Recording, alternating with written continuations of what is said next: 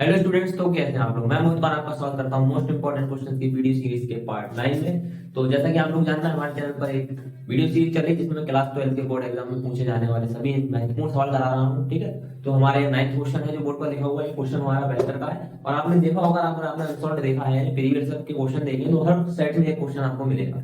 इसके जैसा मिलेगा, इसका दूसरा टाइप आता है उसके जैसा मिलेगा। ठीक है, तो इसमें 3 टाइप के क्वेश्चन आते हैं। एक टाइप में लिखा है, इसके बाद एक और टाइप है, उसके बाद एक और टाइप है। दोनों टाइप की वीडियो भी आपको जल्दी मिलने वाली है। आज हम इस क्वेश्चन का डिस्कस करने वाले हैं। ठीक है, ये क्वेश्चन कभी 8 नंबर में कभी 5 नंबर में पूछा जाता रहा है। तो आइए करना शुरू करते हैं। ठीक, क्वेश्चन क्या है हमारे पास, रेखाओं x + 1/7 is equal to y + 1/-6 + z + 1/1। इस तरीके से एक इक्वेशन और है, इनके बीच की हमें दूरी क्या करनी है। ठीक है, बीच की दूरी है, इनके बीच की न्यूनतम दूरी की बात करेगा।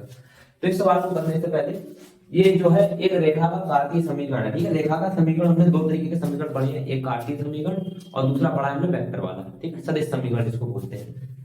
तो सदिश समीकरण तो नहीं हमारे पास, ये कार्तीय समीकरण है, उसका टाइप 2 है। उसमें हमको क्या दे रखा होता है, वेक्टर समीकरण, वेक्टर इक्वेशन दे रखा होता है, सदिश समीकरण दे रखा होता है। तो क्या करना है सवाल को करने के लिए, देखो सबसे पहले आपको दो रेखाओं के बीच की दूरी का सूत्र पता होना चाहिए। तो दूरी सूत्र जो होता है, इन दोनों के बीच का दूरी सूत्र, जिसको स्मॉल डी से रिप्रेजेंट करते हैं, small D is equal to, सबसे पहले लगाएंगे mod a2 - a1 dot b1 cross b2, यानी vector a2 - a1 dot vector b1 cross vector b2 upon, ये मॉड पूरा नीचे तक, vector b1 cross vector b2 का मॉड। तो ये होता है दो रेखाओं के बीच की दूरी का सूत्र। अब इसमें a1 और a2 क्या है, b1 b2 क्या है, वो हमको देखिए इक्वेशन से मिलेंगे। कैसे मिलेंगे, तो क्वेश्चन करना शुरू करते हैं, सॉल्व करते करते ले जाते रहेंगे। देखो जरा ध्यान से, क्या डालेंगे सॉल्यूशन।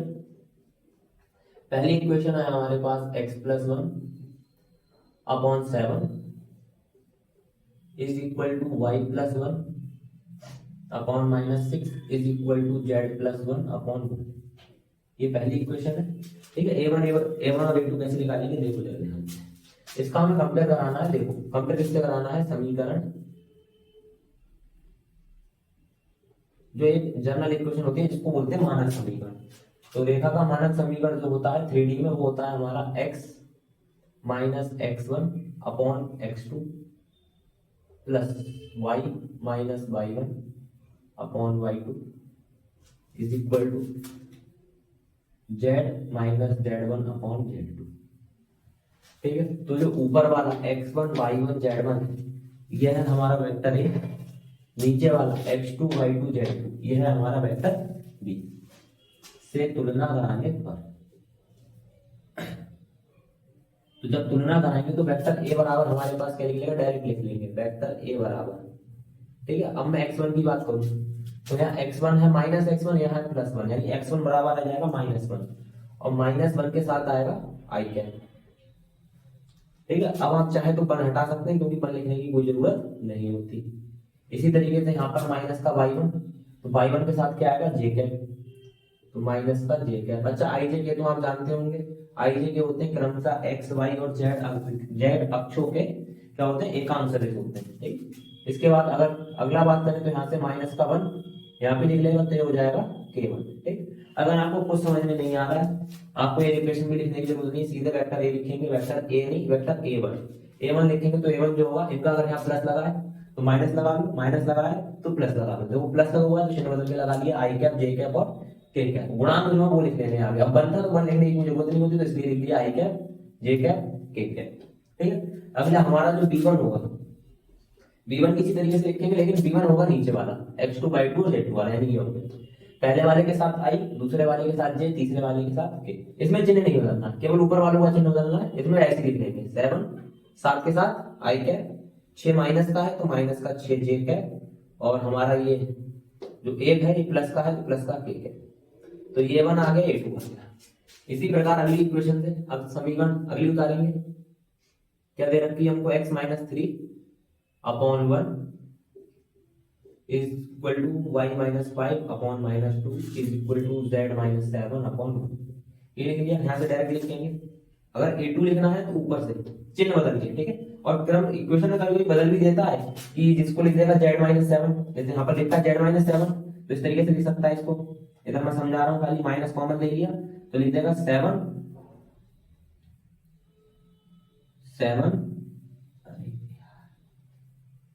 7 माइनस जेड अपॉन -1 इस तरीके से लिख देगा।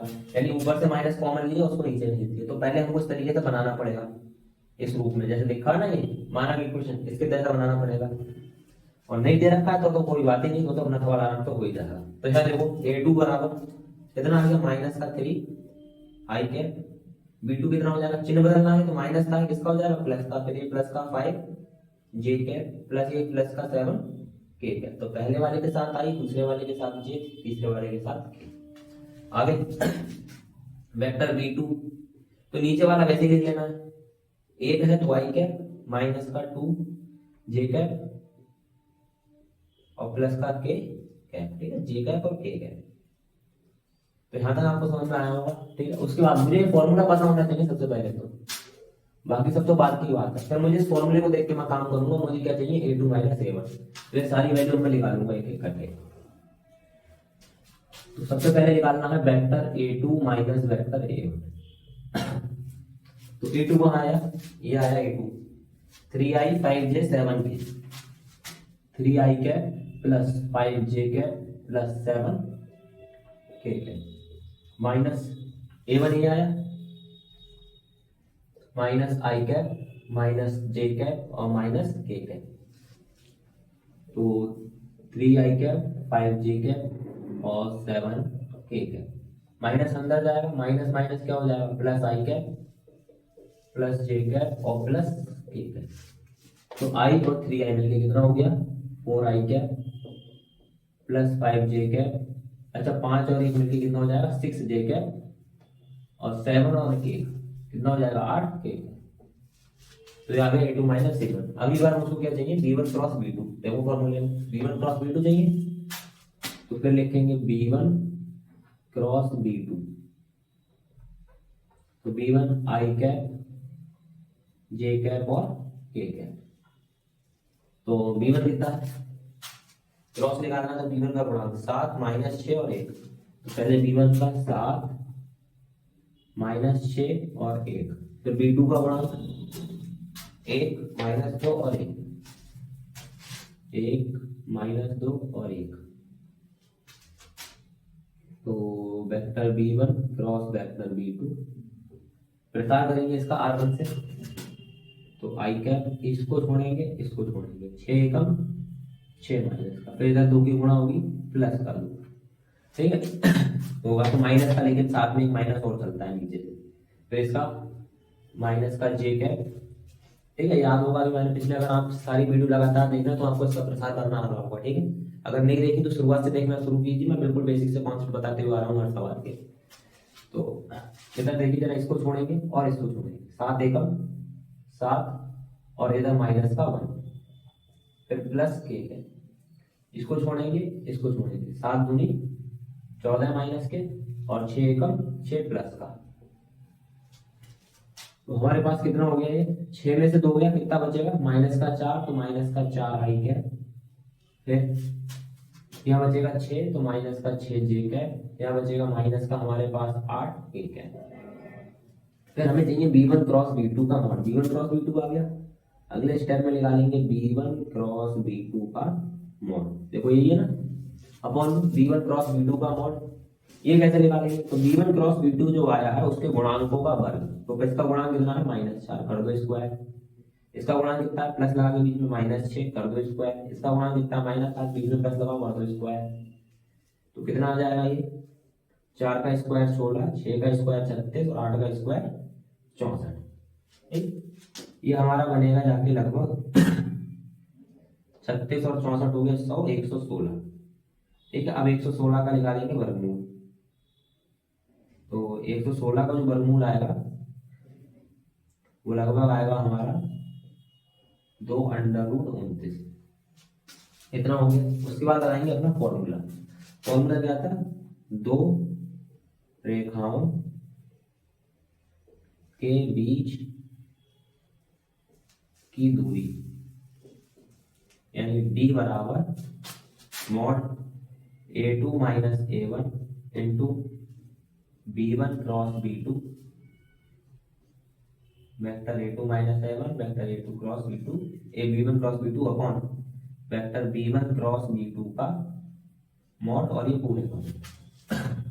ठीक है, अब यहाँ पर वैल्यू रखना शुरू करेंगे, थोड़ी जगह कम पड़ गई तो d बराबर, देखिए क्या वैल्यू है हमारे पास, a2 माइनस a1, अभी लिखा था हमने a2 माइनस a1 कितना है 4i cap plus 6j cap plus 8k cap, ये आया हमारा a2 minus a1 dot b1 cross b2 क्या है, ये रहा b1 क्रॉस b2 कितना आया माइनस का 4i कैप माइनस का 6j कैप और माइनस का 8k cap upon b1 cross b2 का मॉड कितना आया, ये आया 2 अंडर रूट 29 ऊपर है हमारे पास ये लिखा। अब देखो इसको सॉल्व करना, इसका डॉट डॉट कैसे निकालते हैं, क्रॉस तो हमने देख लिया, यहाँ पे डॉट निकालने का तरीका कतई मुश्किल नहीं है, आई वाले की केवल आई वाले से मल्टीप्लाई कराओ, वो भी गुणांक की 4 की 4 से 4 चौक 16 और आई डॉट आई होता है 1, उसको छोड़ देंगे। फिर अगली बार 4 की गुणा कराएंगे 6 से 4 6 24, फिर 8 की गुणा कराएंगे 8 से 8 64 64 अपॉन 2 अंडर रूट 29, इस सबको ऐड कर लेंगे तो d बराबर ये हमारे पास कितना हो जाएगा 16 और 24 हो गए 40, 40 और 64 हो गया हमारे पास 104, तो 104 बटे 2 अंडर रूट 29। अच्छा मॉड दे रखा, मॉड दिया इसलिए होता है कि ये जो निगेटिव वाला है ये सब क्या हो जाए प्लस का, तो 104 बटे अंडर रूट 229।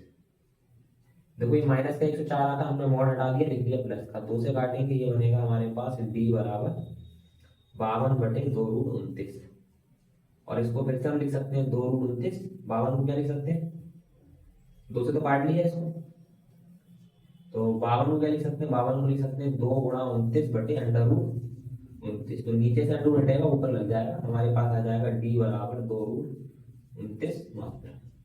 ठीक, काफी ज्यादा अच्छा क्वेश्चन था, कई बार बोर्ड एग्जाम में पूछा गया ये क्वेश्चन। तो अगर वीडियो अच्छी लगी वीडियो को लाइक करें, चैनल को सब्सक्राइब करें, दोस्तों के साथ शेयर करना ना भूलें।